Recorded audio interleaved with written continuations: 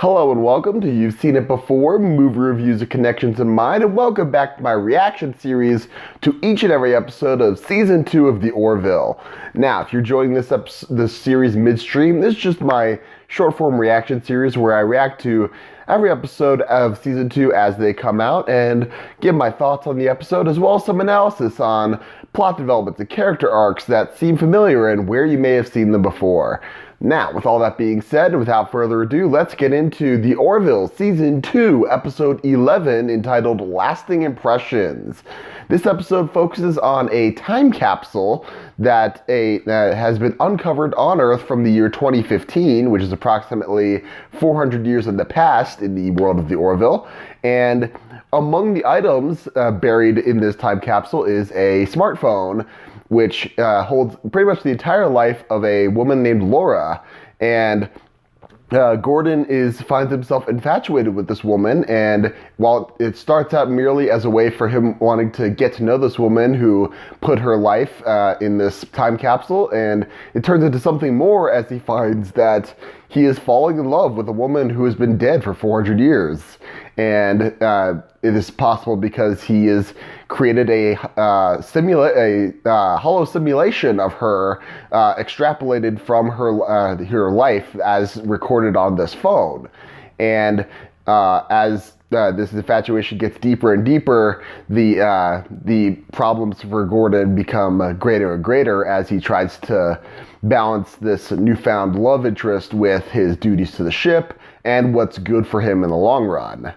I love this episode because it's another one of those serious Gordon episodes. I like the fact that he's now no longer just a comic relief character, and that we get some serious character dynamics with this. I love the fact that he is primarily concerned with just trying to get to know this woman originally, and now it's just wanting to have an honest relationship at that point. And while of course it does end somewhat sadly with him having to realize that it's all a simulation, he has to let go of it.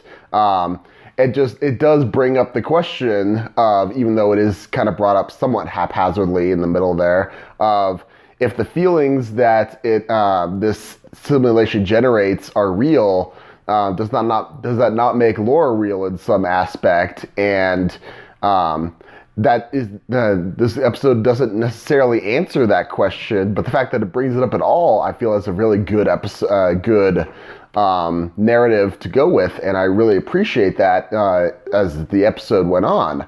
I also love the comedic side quest that happened in this episode as well, with Bortus discovering the love of smoking from the time capsule, because there was a pack of cigarettes included in that time capsule, and he and Clyde decided to try smoking, and it turns out that the Moclan immune system is highly susceptible to nicotine addiction, and they end up smoking 500 a day, it sounded like. So that's and them trying to deal with severe nicotine addiction and withdrawal was pretty hilarious in that. I love that they balanced that very well with the serious Gordon story that was going on in this episode as well. So I really enjoy this episode overall, and I'm bummed that there's going to be a 3-week break between this episode and the next one, because this is just another example of how this series can redefine itself from its kind of bipolar identity from comedy and drama to something that is mainly about drama, but just enough good humor to balance it out. And I just love that about this episode. So some analysis about where you may have seen this before. The fact that a character is falling in love with essentially a holodeck recreation of someone, that's very reminiscent of an episode of Star Trek The Next Generation entitled Booby Trap, in which Joey LaForge extrapolates a personality for Dr. Leah Brahms from her writings and her public appearances in order to fill a holodeck recreation of her with a personality, which he begins to care for and fall for. But when he meets, of course, the real Leia Brahms, it turns out that that was a faulty simulation and he was asking the wrong questions and he got a false impression of this woman based off this simulation.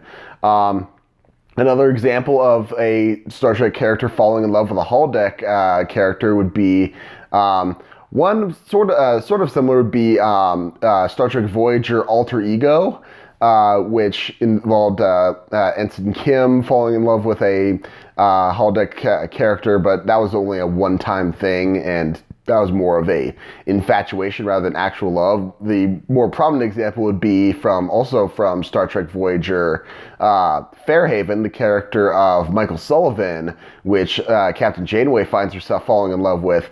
And the further parallel there, the fact that that Janeway finds that in the original simulation, Michael Sullivan has a wife, and she goes so far as to delete the wife and also change aspects of his personality to suit her needs.